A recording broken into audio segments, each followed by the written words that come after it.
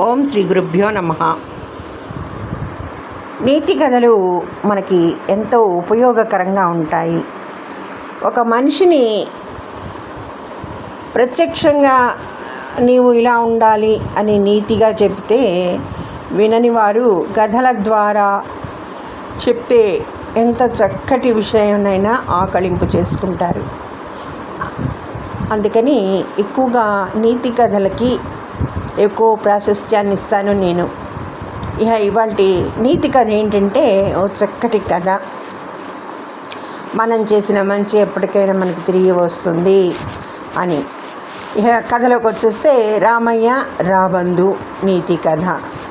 ఇతరులకు చేసిన మేలు ఎప్పటికైనా తిరిగి వస్తుంది. నీతి కథలు చిన్నారుల నుంచి పెద్దల వరకు ప్రతి ఒక్కరికి ఉపయోగపడే జీవిత పాఠాలను అందిస్తాయి. పంచతంత్రం, అక్బర్, బీర్బల్ కథలు వంటి ఎన్నో నీతి కథలు మన సంస్కృతిలో ప్రత్యేక స్థానం సంపాదించాయి.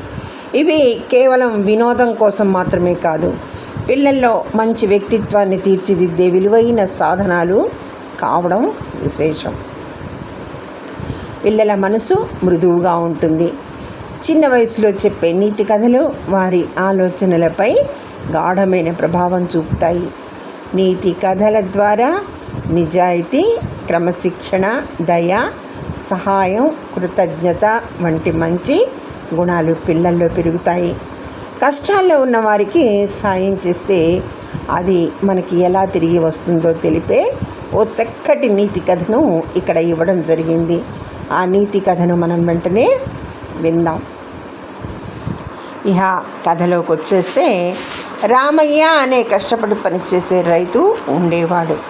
అతను ప్రతిరోజు తన పొలంలో కష్టపడుతూ కుటుంబాన్ని పోషించేవాడు. ఒకరోజు ఉదయం తన పొలం దున్నడానికి వెళ్ళిన రామయ్యకు అక్కడ ఒక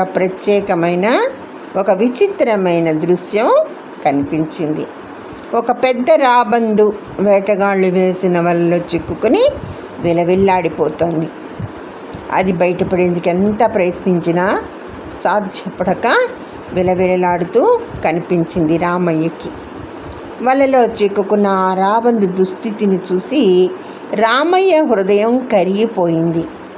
ప్రాణం అన్నది అందరికీ ఒక్కటే అని భావించిన అతను అది ప్రమాదకరమైన జంతువు అని తెలిసి కూడా వెంటనే వాళ్ళ దగ్గరకు వెళ్ళి జాగ్రత్తగా దానిని తొలగించిన వెంటనే కొద్దిసేపటికే రాబందు స్వేచ్ఛగా ఆకాశంలోకి ఎగిరిపోయింది. సరే, రామయ్య ఈ విషయం మర్చిపోయి తన పని తాను చేసుకుంటూ ఉన్నాడు.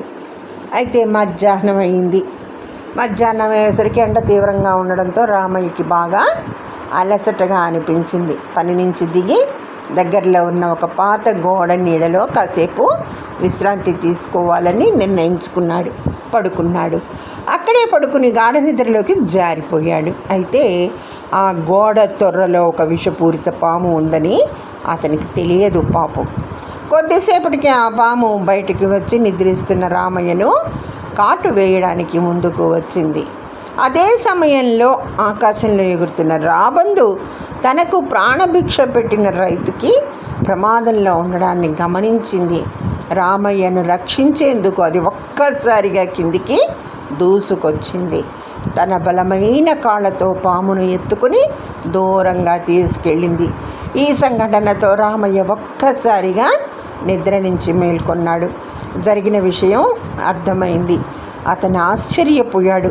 తాను చేసిన చిన్న సహాయం తన ప్రాణాలను కాపాడిందని గ్రహించి ఆ రాబందుకు మనస్ఫూర్తిగా కృతజ్ఞతలు తెలిపాడు. ఇటువంటి నీతి కథలు చాలా అవగాహనగా ఉంటాయి, బాగుంటాయి వినడానికి. మరి ఎంత కఠిన హృదయమైనా సరే ఈ నీతి కథల వల్ల మారతారని నాకు అనిపిస్తుంది. సరే, ఈ కథ యాతావాత చూస్తే నీతి, మనం ఇతరులకు చేసే మేలు ఎప్పటికైనా మనకే సహాయంగా తిరిగి వస్తుంది. మంచి పని ఎప్పుడూ వృధా కాదు. ఒక మంచి పని మరో మంచి పనికి ప్రోత్సాహిస్తుంది. నీతి కథలు మనిషిని మంచి మార్గంలో నడిపించే జీవిత గురువు లాంటివి. నీతి కథలు చదవడం వల్ల మంచి వ్యక్తిత్వం, సానుకూల ఆలోచనలు, నైతిక విలువలు పెంపొందించవచ్చు. అందుకే ప్రతి ఇంట్లో, ప్రతి పాఠశాలలో నీతి కథలకు ప్రత్యేక స్థానం ఇవ్వాలి అనేది నా ఉద్దేశం. ధన్యవాదములు. సర్వేజన సుఖినో భవంతు.